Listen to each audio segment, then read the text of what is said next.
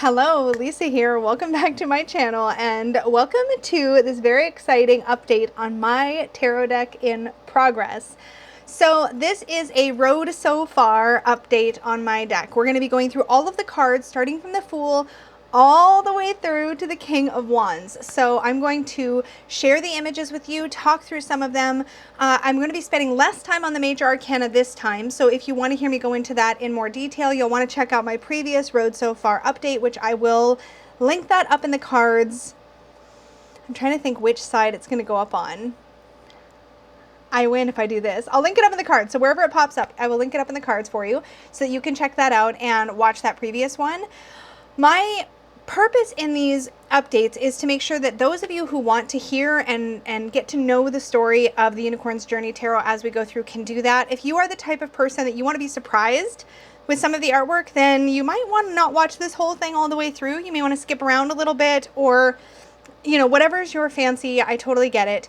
As always, those of you who are signed up for the newsletter, which you can sign up for at unicornsjourneytarot.com, the newsletter always gets art updates before anybody else. So as we complete cards, we roll those out to the newsletter people first. So that is the best way to know things the earliest. But I try to make one of these, I'm planning to make one of these Road So Far updates every time we have a completed suit. So I did a couple leading up through part of the Major Arcana, then we finished the Major Arcana together, and now we are working on, we've just completed the Fire suit, and I'm going to be sharing all of those with you. So to briefly explain, I have renamed my suits according to their associated element. So Wands is the suit of fire, Cups is the suit of water, Swords is the suit of air, and Pentacles or coins is the suit of earth. And I'm really like honing in on that. Okay, so without further ado, let me share my presentation, my slideshow of cards with you, and we're going to talk through them. So we begin with the Fool. Now, Mystic, just to give you a quick catch up if you're new to this deck and my sort of story and what I'm trying to convey with the deck, Mystic is a little unicorn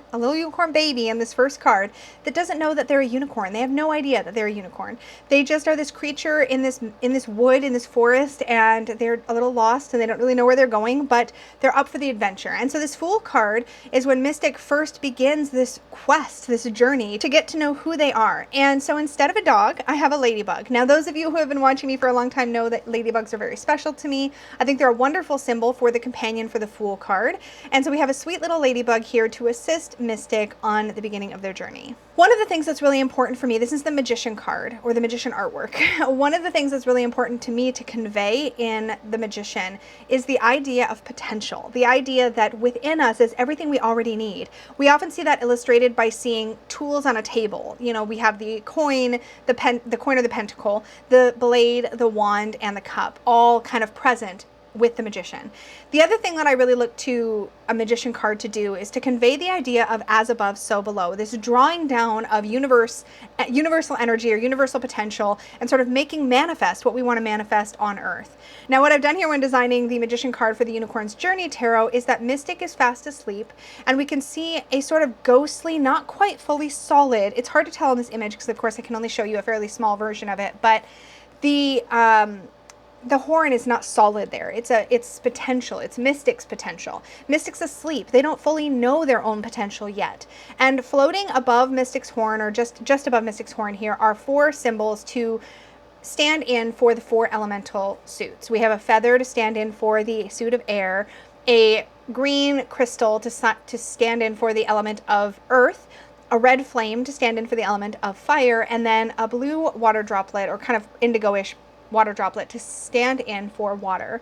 And then we have that lemniscate symbol up above. So I'm really illustrating the idea of potential here. We do have the roses and the lilies as a little nod to the RWS Magician card here as well. And before I forget, the as above, so below is this special star, which will show up at multiple places in the Unicorn's Journey Tarot. That is Mystic's star. And I say that because this is sort of that potential energy in a raw form in the star in the sky, and a little bit of sort of cosmic oversight of Mystic is one way you could look at it. There's multiple ways you could connect with the energy or the symbolism of that star, but I wanted that star to be something that could be present for Mystic throughout their journey. Now we have the High Priestess, and this is all about when Mystic sort of feels that sort of awakening within them. In the Magician card, they weren't necessarily fully aware of their potential, and I don't think they still are here, but Mystic Mystic can feel something sort of buzzing within, this sort of inner voice, this inner wisdom. And I wanted to show the process of this sort of awakening within this creature in this card, because the High Priestess to me is about having to be so tuned into yourself and so still and so aware that you can hear that inner voice. And so we have the dark and the light present here with the dark and the light tree, similar to what you might see in the Rider-Waite-Smith, and the vast ocean beyond, the unknown, the subconscious, however you want to view that, and the moon overhead. It's a beautiful scene. One of these trees also has some lovely pomegranates in it, so I really like that. In the Empress card, we have some familiar nods to symbolism. We have some wheat in the background. We have, though, a focus here on Mystic sort of wanting to feel that sense of nurturing, of being cared for and mothered. And so we have the mothering role filled here by a local doe from this forest who has sort of taken Mystic under her wing, or her hoof, how do you say that? And she's caring for Mystic. And so the apples there are a sign of the ways that she might have been caring for Mystic, making sure Mystic has been fed, that sort of thing. But this is the Empress's domain, and she's there to create that safe space for nurturing for Mystic. And we also have carved into the tree that heart with the symbol of Venus on it. Just a little nod again to RWS symbolism. I like to tuck those in here and there throughout the deck, though I am very much going my own way with how this is set up. This gives me so many feelings, this Emperor card. It was really important to me to show the strength, confidence, and surety of the Emperor, but also to show their role, the job that they do. The Emperor is an energy of sort of having to be the bad guy sometimes, of having to sort of stand and say no, of have that firm boundary to say, you don't get to do everything you want to do. You can't have it all your way. Here Mystic wants to explore near the edge of the cliff, and the Emperor stands in and is like, no, you'll get hurt. I'm going to protect you. I'm going to guide you. You're not going to do that right now. Also, there is a ram carved into the stone behind there. Again, a nod to the symbol of Aries for the Emperor card. And then we have a Western red cedar. This was something personal to me. I'm very fond of the Western red cedar. It's familiar. It's something that I've grown up around, and I just wanted that as a sturdy tree reference here in the Emperor card. So we have the Western red cedar just off to the left there. But this idea that we're up really high and the Emperor is looking out for Mystic. There's a protective element there, a guardianship element there that I really wanted present on the Emperor card. My Hierophant card was something that I spent a lot of time thinking about and considering how I wanted to depict this, but I knew that it was going to be something along these lines, and when I landed on this idea, I knew this was right. The Hierophant to me stands for sort of the way things have always been done, that idea of history and tradition and dogma, and like the sort of ruts that we have in society that we're sort of often forced into, or we feel forced into, or we're sort of driven towards because we think that's the only way, that's the correct way, that's the way we're supposed to do things. And I think sometimes there's a lot to be learned from going that way. So I wanted to be in sort of this neutral space where Mystic, instead of the Hierophant being a person, I wanted, or a character, an alive character, I wanted the Hierophant here to represent stumbling upon the information of how things have always been done. So in this card, Mystic stumbles upon a cave, and on that cave are some drawings, some symbols. There's several symbols here that show a human riding a four-legged animal. There's this idea of, and really it's a hint at being a horse, like a person is riding a horse, and Mystic sees this image and thinks, oh, that creature looks a little bit like me, maybe that's what I am. And it sort of begins to plant the seed for Mystic of what their life is supposed to look like. And that's what I wanted to show here, was that Mystic gets the idea through engaging with the Hierophant that this is how things are supposed to go, and then can have that information and do what they want with that information. And that's the sort of key here, is that we have the cross keys, of course, on the cave as well. The point of this card for me is often the decision we make about what we're going to do with this wisdom or traditional information that we've been presented with. Here Mystic's presented with this wisdom, with this tradition, and can sort of start to form maybe assumptions or ideas or thoughts about that. And that leads us to the Lover's card. Now in my deck, this will be renamed to the Choice, and it's the choice, not just a choice. It's a very significant crossroads moment for Mystic. Mystic has seen that cave, been to that Hierophant cave, has this idea that, oh, a human on a four-legged creature that looks like me, and has started to form some assumptions about what their life is supposed to look like. And here they're presented with two very distinct but very, very different options. Down one path is this sort of glowing light, and maybe a little hint at a creature that might look like Mystic. I don't know if Mystic has noticed that light and that sort of shadow in the distance or not, but we have this idea that we could go that way, right? Or we could go off the other direction where there's a barn and there's a little girl sitting on a fence, and that's a human. And there's this almost like, that looks a little bit more like what Mystic maybe saw in the Hierophant card. And so there's this option or opportunity for Mystic to choose a path here. And that's the energy of the Lovers card for me. Most of the time it's about, what are we going to commit to? What is our path forward going to look like? And whatever that choice is going to impact us for a long, long time to come. And I wanted to illustrate that here in Mystic's story. So that's what's happening here. We do have the apple tree, and then instead of a flame tree, a tree lit up with gorgeous fall colors that sort of gives us that idea of the fire and the apple tree. But Mystic is making the decision, making that choice in this card. This is the Chariot, and we can see that Mystic has made the decision. We see that barn, we see the girl. The little girl seems to be a little bit older, and so does Mystic. And they're currently working together to practice, to work towards their goals, which is, in this case, about building skills. It's about learning to jump these hay bales, and so they're doing this work out in the field together. Their purposes are aligned with one another, and so there's this energy of sort of, again, we see that Mystic's path is unfolding before us as following a particular route. But I wanted to kind of pull in the solar energy of the Chariot, the idea of that solar plexus, forward momentum drive. We now know where we're going, and we're going to power forward in that direction. We're going to keep our eyes on the goal. And so Mystic has really committed all of themselves to this life. Oh, the Strength card. I have so many feelings about this, and it's really exciting to, I have to say, to have had these images sort of in my mind, but to not be an artist myself, to have these descriptions and know what I wanted each card to look like, and then to work with an artist and describe it and see it come to life is incredible. Here we see Mystic really having to face their fears. There's an energy here in the Strength card of really coming face to face with something that's confrontational, that's uncomfortable. In this case, it's a storm, it's a lightning storm, and it's startling and upsetting to Mystic. But their rider friend, their good friend, who's now they're a little older together, is there to support and comfort them, and they're able to sort of face their fear because they have that support and that sort of upliftedness from their rider friend. But one of my favorite elements of this card was when I described to Francesca, the artist for the deck, that I wanted the lightning to be forming a lemniscate above Mystic's head as Mystic was rearing, and just the way that Francesca so brilliantly brought the lightning out to form that lemniscate above Mystic's head makes me really, really happy. I just love how this turned out. And it's very wild and moody and dark here because Strength is not about being comfortable. It's about being uncomfortable and sort of facing that discomfort and learning to find a place of peace within the discomfort. And that's what I wanted to show here. Love this Hermit card too. I love every card. It's hard for me to not gush. There's several things I want to point out here that I felt really a part of the evolution of this card for me personally. I want to show Mystic as the light bearer here, the one with the light, the one doing the introspective work, the wisdom work in the Hermit card. I think that's really important. There was these quiet, lonely nights in the barn for Mystic to spend time getting to know who they are on the inside, sort of getting to know themselves. Their rider isn't here. They're essentially by themselves, but they're not fully alone.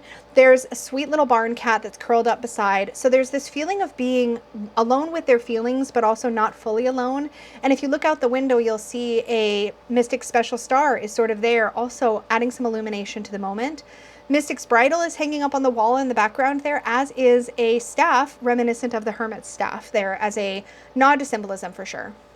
I've also got the blanket that sort of cloaked over or laid over top of Mystic as a nod to the Hermit's cloak from the RWS. Apologies that I am continuing to talk in detail about every card. Apparently I can't help myself. I said I wasn't going to do that, so we're repeating, but I'm sure you'll still get something good out of each one of these Road So Far updates.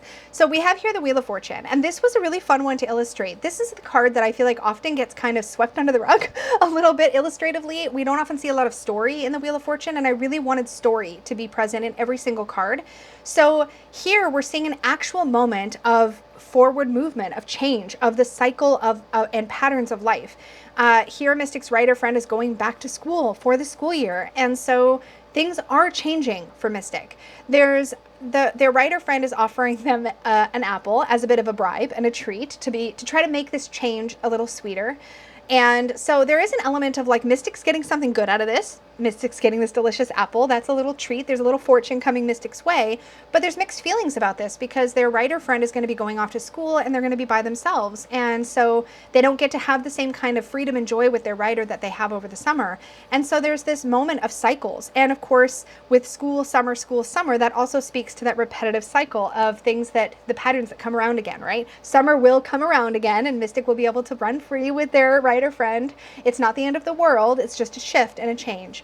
And I wanted to show that here. And of course, we do have the Rider-Waite-Smith wheel embroidered on the back of Mystic's writer friend's backpack. There's also, if you pay attention to some small changes that happen to the writer, those are very intentional. The writer, as Mystic is beginning to grow up and learn and develop and evolve, the writer is as well. So Mystic's friend here has shifted. We see rolled up sleeves, the hair has gotten shorter. We're seeing some progression as the writer is also starting to learn more about herself. I love this image so much. I really like to work with Justice as the card of consequences, as the card of your actions have a result, good or bad. In this case, Mystic decided to roll in some mud, and while I'm sure that Mystic had an absolutely delightful time, their writer is mildly, at least mildly, annoyed with them that now Mystic has to be completely cleaned off. So Mystic now has to face the annoyance of their friend, who now has to clean Mystic off, and whether or not Mystic loves the bathing process, and you know, I'm thinking through the lens of like my dogs who don't always love to be bathed.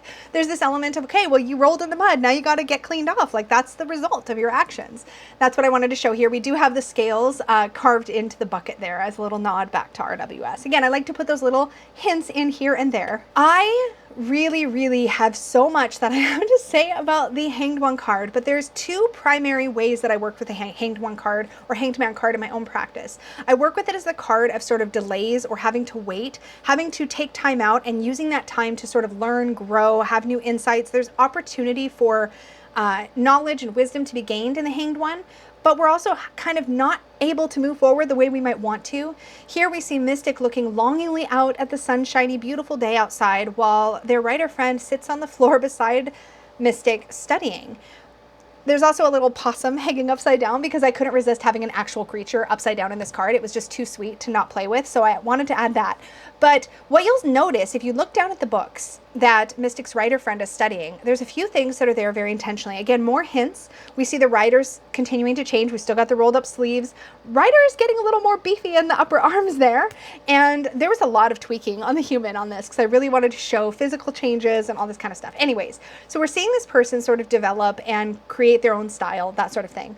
But if you really zoom in on the image, and it's difficult to do here on YouTube, so unfortunately you might not be able to see that detail here. The book that the writer is studying, she's studying myths, and there's a very loose unicorn sketch on one of those pages. The writer's actually learning about unicorns in school through mythology, and there's also a little rainbow. Listen, I had to get some nods in there to things that are important to me, so there's a little rainbow notebook sliding out of the backpack there. Again, hints that the writer herself is also changing and developing and growing. But there's this point where they both have to pause. Either one of them could look down at that myth page that's open in the writer's lap and realize that maybe Mystic is not a horse. They're a unicorn. Oh, this gets me in the feels every single time. So Mystic's writer friend has grown up. We're now even later, even older, both of them. And there's the Rider-Waite-Smith white rose is actually on the messenger style bag that our writer is wearing. The handkerchief is no longer flowing out of the pocket like loosey-goosey like it was in the Chariot card. The handkerchief is neatly folded. And this writer has a rainbow tattoo on their shoulder. And it's pretty clear to me, because I designed the deck, so hopefully it's clear to you too, that this writer was coming to terms with themselves and who they really were throughout this process too. The writer's story is a little bit of Peggy's story, at least to me. It's that idea of like kind of determining you're maybe not the girly girl, and like what does that look like, because that was Peggy's story. She was more of a tomboy, and so coming to terms now with realizing that there's more for this writer. And so she embraces Mystic, gives her a big hug, and Mystic has this like solitary tear rolling down their cheek, and it's so sad. But at the same time, there's this sun rising in the distance, and we know that the writer's off to something good. We don't know what's next for Mystic yet. And I think the thing about the Death card is that we're going through this transformation, but we don't always know what's next. And that's often the hardest part of it, is what is my life going to look like after this? Once this changes, once I let this go, once I finally release, what is that going to look like? What is my life going to look like? And so Mystic's got all this uncertainty, and really the writer does as well. They're both going into the unknown. There's also a sweet butterfly here. I wanted a butterfly on the card for the transformation symbology that I think is really important for the Death card. One last thing about this card, we can see a hand reaching out from the distance, and I wanted that person to hold Mystic's reins to give a little bit of comfort and to remind everybody who deals with this card, who looks at this card, who works with this card, that Mystic's not alone. Their lifestyle is changing. Temperance. I wanted to show in Temperance the actual process. Somehow I wanted to show physical tempering happening. So I wanted to show moderation and action. So you'll see that there's this like kind of fast moving babbly brook, and then it hits this point, this sort of dam in the brook of all these rocks. And if you look closely, one of those rocks has a Taoist yin yang symbol on it. I love that symbol. That symbol is very meaningful to me. I've done a lot of work with that symbol, and I like the fact that it speaks to there's always a little light in the dark and dark in the light. There's more to it than that, of course, but that's an important symbol, and I thought it was a beautiful symbol to have in the Temperance card. After the water moves through the rocks kind of calm the water, and it's gentle enough now that Mystic can have a nice big drink. Of course, one of Mystic's feet is on, or hooves is on land, and one is in water, so that's very traditional nod to Temperance. If you look a little closer, you'll see that Mystic's eyes are closed again, and in the water there's a reflection of Mystic's horn, and that's a little nod to Mystic getting a little closer and a little closer to their destiny. The Devil. Oh, I have so many feelings about the Devil, and I could talk about this card for like an hour, but the Devil card is all about getting caught up in feeling powerless. Even if you don't feel powerless, you are powerless. You've given away your power to some degree. Here we have Mystic hitched to a post so that they can get their exercise. So Mystic is walking around in the same circle again and again, bored, lonely, head down, just doing the same thing over and over again because it's what they're used to, and they don't want to shake things up. They don't want to free themselves, or they don't realize they can free themselves. In the distance, the fence that contains Mystic is even broken, and you can see that it would take one toss of Mystic's head to free them from this post and to go off, and we can see a hint of the path into the woods. There's some place for Mystic out there, but Mystic is continuing in this path, right? Just walking the same rut over and over and over again. And then the tower happens. Oh, the tower. The barn is on fire. We see an actual horse in the background that is rearing. And I wanted to show lightning here as a nod back to the strength card. When Mystic learned through the process of the strength card, learned to be calm in the face of the storm. And because Mystic has that knowledge, now when the fire is burning and Mystic needs to walk away and the storm is raging, Mystic is confidently sure of themselves as they walk away from that fire and they walk into the woods, where they probably should have already gone. The hint was that that's where they should have gone back when they were in the Devil card, but here we're finally like, okay, we're forced to change, things are falling apart around us, like we got to get going. That's what Mystic's doing here. Mystic is leaving, and this scene is everything. I love this card so much.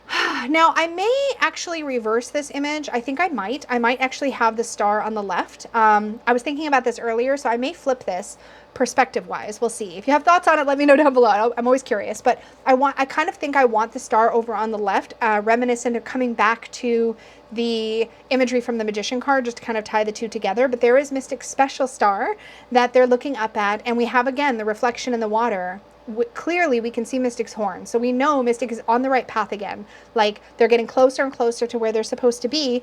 And I like looking at the star not only as a beacon of hope, which I think is one of its most common interpretations, but also as a point of navigation, as a point where we sort of get our footing under us again and we know which direction to head again. We reconnect with our why, our purpose.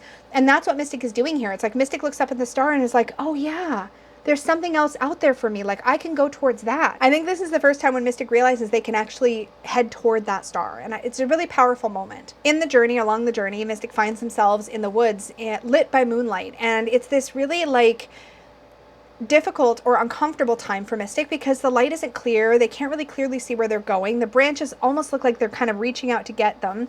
There's a whole lot of unknowns when we hit the moon card. Mystic's back on track with their path, but it's all really, there's a lot of unsurety here. There's a lot of not really knowing. There's also perhaps a need to connect back to who Mystic is, that inner wild part of themselves. We have a wolf in the foreground. We will be seeing that wolf again. We have a wolf in the foreground howling at the moon, and also a little fox that is also howling at the moon. And that was my nod to the dog and the wolf. But the path ahead is lit. Mystic just needs to keep putting one foot in front of the other and allow any of those sort of things, those realizations that bubble up at this point in their journey, to come in and be a part of the story. Okay. I love the Sun card. I wanted a little nod to the sort of two figures from older traditional decks in the Sun card. But the really important thing to me visually about the Sun card is that there is a disrobing, there's a nakedness. And I know that that's something that gets a lot of flack, you know, the whole naked baby on the horse thing. But I've talked about it before. I like the naked baby on the horse, because to me, it speaks to feeling safe enough to disrobe, feeling safe enough to be fully ourselves in the full absolute light of sun. That idea that every part of you is exposed, but you are still reveling in your joy. There's still an opportunity to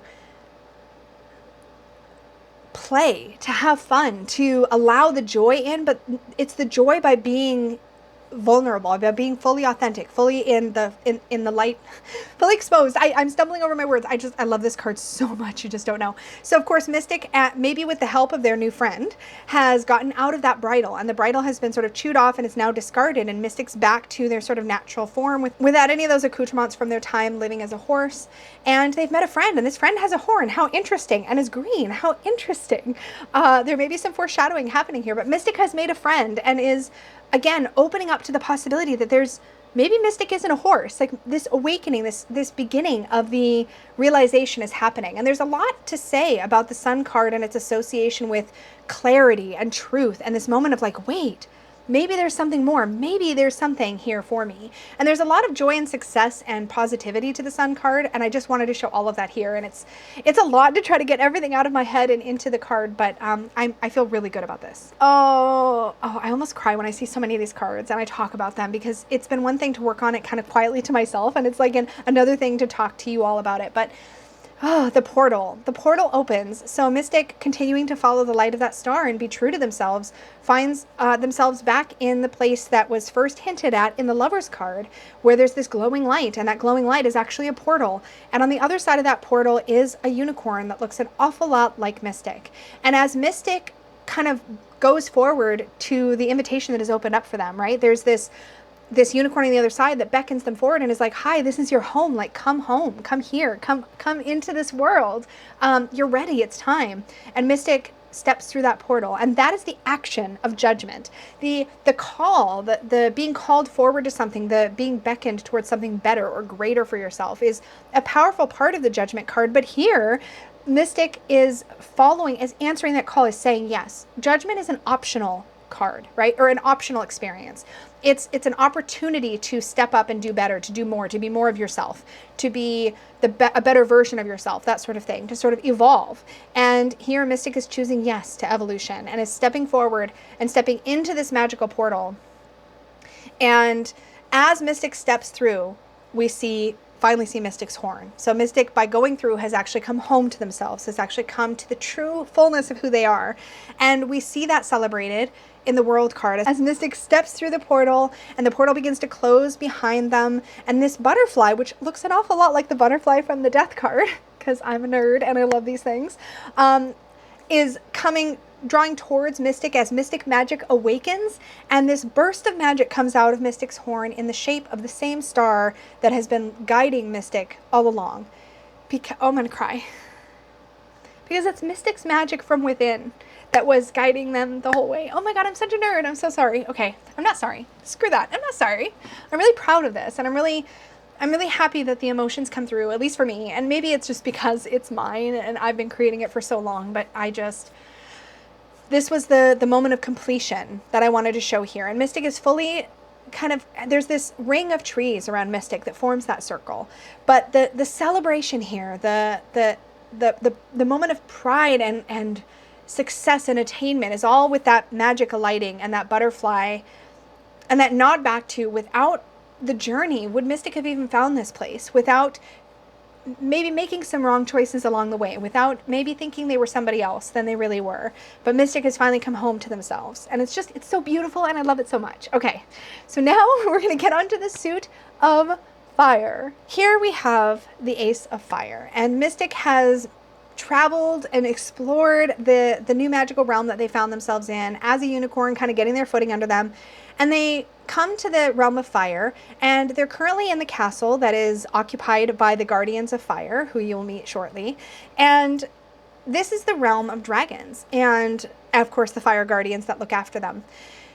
And Mystic is exploring the castle. They've been invited over, the usual hospitality kind of situation. And Mystic stumbles on this painting of what looks like a battle. And there's a dragon who has cast this sort of magic in front of them, this protective shield, and is protecting themselves and guarding, obviously, the castle as well against these, evil knights that are, attacking. And Mystic looks at that and is like, oh, that dragon magic is really cool. It's very inspiring to Mystic to see. And that leads to Mystic considering the possibility of what if what if I could learn that magic? What if I could learn to protect those that are important to me, my friends, or lands that I visit? What if I could contribute in that same way? What if I could have this protection? What if I could learn how to do this protective magic? And so here in the Two of Fire, Mystic looks out the window, there's a map next to them, and they begin planning and considering possibilities for what this could possibly look like. And just in the open door to the right there, you see the little Page of Fire, one of our unicorn guardians, part of that guardian family that looks after the realm of fire and the dragon kind that live here. And that little Page of Fire already has their satchel on. They're like, let's go do the thing. Because of course the little fire guardian unicorn wants to learn this magic as well as part of their studies. So they're gonna go off together. And here in the Three of Fire, they're heading off together. Now, the Three of Fire is a card about embarking on new journeys of like, you now know where you're going to go, what you're going to work on, what your venture is going to look like, what it is you're pursuing. And now you're going to take those first tangible steps towards pursuing it. In the RWS, we see somebody up on a high vantage point who have sent their ships out. And interestingly enough, you can see a nod to that with the Queen and King of Fire who are looking out as the Page and Mystic head off to go learn this protective magic, to go out into land and learn it and study it and practice it.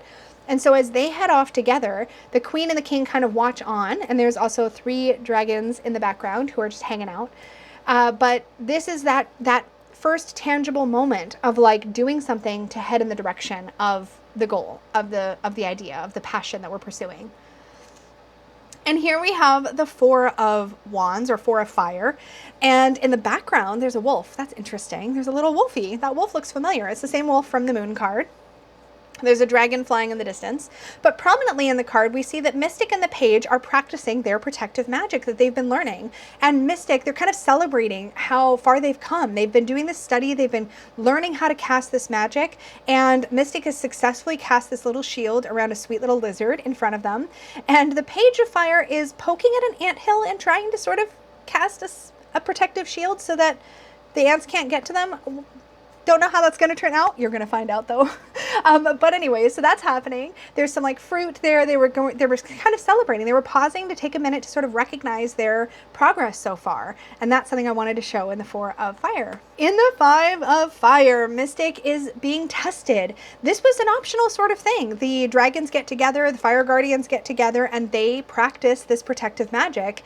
And the dragons, of course, provide a wonderful opportunity to test that because they've got the fire, but also the guardians have their horns they can attack with, but they practice this protective magic, and this is a bit of a tournament of sorts. We have the Knight of Fire in the background on that little platform next to the prize that goes to the winner of this little championship, and Mystic is holding their own. They're like going head to head with this dragon and proving their abilities with defensive magic, and here's the competition that's happening. And in the 6, we see that Mystic has won the competition. Hooray! And we have fireworks going on. The dragons are so excited and celebrating and like lighting. There's firework magic going on in the air. There are 5 fire like torches along the back wall there, and 5 windows. Mystic is proudly wearing their ruby necklace that they've won in this championship, and I'm just looking at it while I'm talking. I love it. And that is, again, the Knight of Fire is who is awarded it, and there's also a laurel wreath, a very delicate laurel wreath on Mystic's head. So there's this little moment of like, I did it, like I accomplished it, and all this recognition from Mystic's new peers, and it's just a really wonderful moment. In the Seven of Fire, as Mystic continues their journey, they are unfortunately ambushed by some of these evil knights. The very knights that Mystic wanted to learn to cast this protective magic to protect against. These are the sort of bad guys of the realm, I suppose you could say. And in what really sort of caused Mystic to be able to cast such a big, beautiful shield in this case was this baby dragon that was just hatching from a nest of dragon eggs behind them. And so when these knights came to try to take those dragon eggs, Mystic is like, it's now or never, like I've got to do this thing, and cast this really large protective shield to protect both Mystic and the little baby dragon. And it's a really interesting moment of, again, being up on the high ground, being a bit outnumbered. There are 7 attackers, and it's just Mystic here with this little baby dragon. It's that sort of David and Goliath moment that we see in the Seven of Wands, and how's it going to turn out? And Mystic's doing great. Mystic's doing great. The Eight of Fire. This is another card that I often feel like gets a little, not phoned in, but maybe phoned in a little bit. It's often just repeated with the 8 shooting like stabs, and I didn't want to do that. Here, Mystic and 7 other dragons. Mystic is one of the, you could say, is one of these fiery wands in this card. Mystic and the 7 dragons now know, because of what happened in the 7, now knows what is happening. These knights are attacking again, and so they're racing to get back to the castle to warn everybody.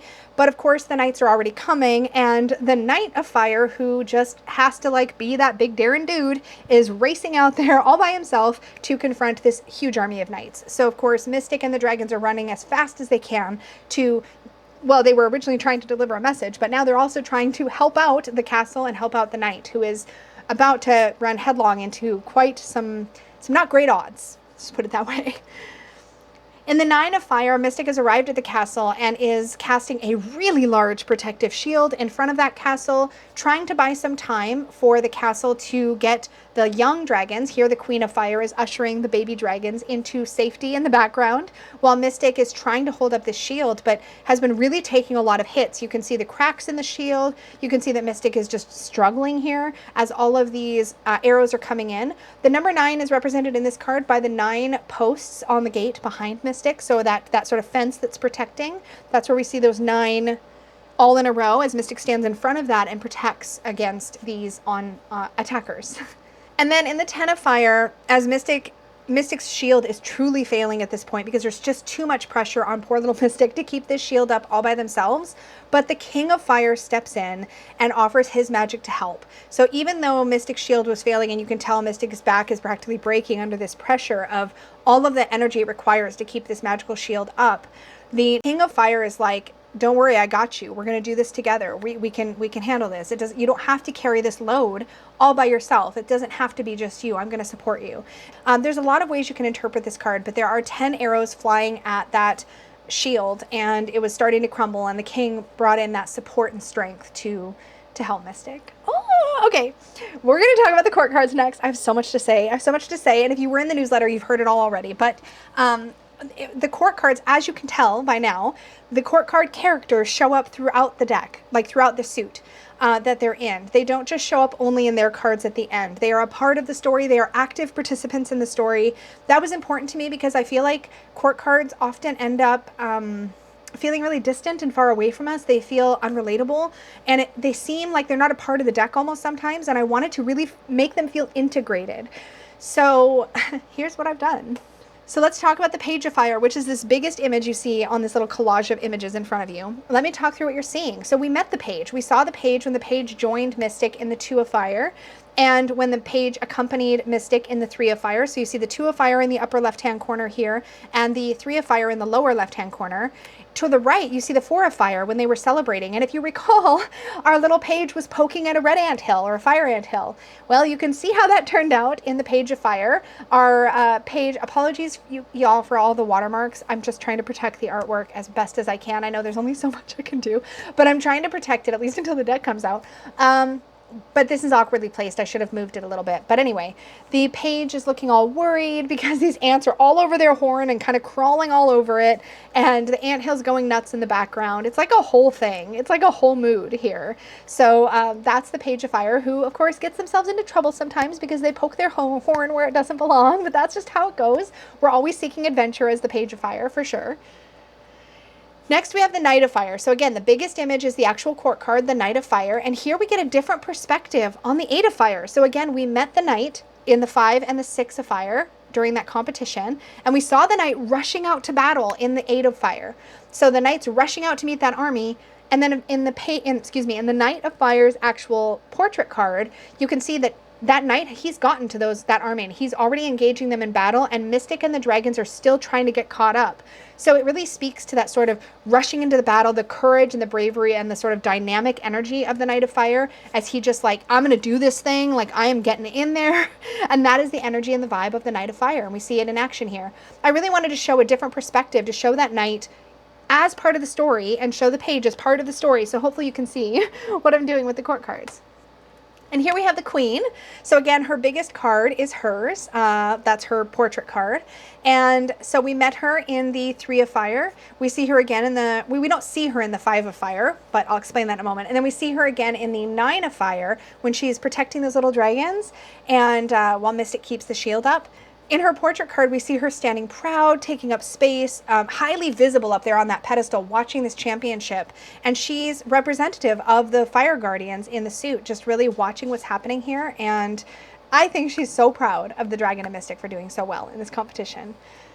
And then we get to the King of Fire. So we see him in the 3 of Fire. We also see him in the 10 of Fire when he comes in to support Mystic while her shield is crumbling all around her. In his portrait card, we see him really prepping the dragons, really leading them into battle, really giving them that whatever inspirational pep talk that they needed to be able to go out and turn the tide of battle, which we see happening in the background in the 10 of Fire. So he's revved them up, he's given them that inspirational speech or whatever he needs to do to get them feeling really confident, and then he sends them out, and they've gone out and they're now turning the tide of battle while he helps Mystic with the shield. So timeline-wise, this kind of happens between, say, the 8 of Fire and the 10 of Fire. That's what you're seeing happening with the king really getting those dragons, supporting them and leading them. So that's what we see here. So that is it. That is what we've got so far, fully completed and ready to show you. If you are on the newsletter, I've already begun showing and sharing the water cards as we continue forward in getting the art finished for this deck. I'm very excited. I've got a lot of work to do on my end still, but I'm really pleased to see the art progressing the way that it's progressing, and I'm so excited to be able to share it with you. So thank you for coming along with me for the journey, for letting me babble at you about my deck. I'm probably in the next Road So Far update, I'm going to try to just zip roll through, like real quick through the majors and the fire, and just really focus in on the water suit, which is what I'll be sharing in the next update. So until then, thank you so, so much. Extra big thank you goes out to the Unicorn fam. Not only do you all support what I do here, and it means so, so much, but those of you in the Magical Unicorn tier and up have also been helpful when I've made certain decisions about the artwork in this deck. I've been enjoying showing you some of the behind the scenes sketches. So just thank you for your feedback and your support as I've come to you with like little conundrums here and there. It's been enormously helpful. As always, if you are interested in becoming a member of the Unicorn fam, that is the channel membership here. You can find all the details on that via the join button down below or the join button on my channel's homepage, which hopefully will be visible to you. Otherwise, I have a link in the description box of my video where you can check that out. I have various tiers. We do really fun things. And I think that's it for now. Thank you all so, so much for watching, for all of your support and enthusiasm about this project. It just fills my heart with so much joy. You have no idea. I am making my dream unicorn deck, and it's got a very strong self-worth theme. It's got a very strong message about being true to yourself, and it's something that's really important to me on multiple levels. So thank you so much for all of your love and kind comments and support and enthusiasm. Again, it just, you have no idea how much of a dream I feel like I'm living right now, and it's all because of all of you. So thank you so, so much. And until next time, may your magic always shine from the inside out. Bye.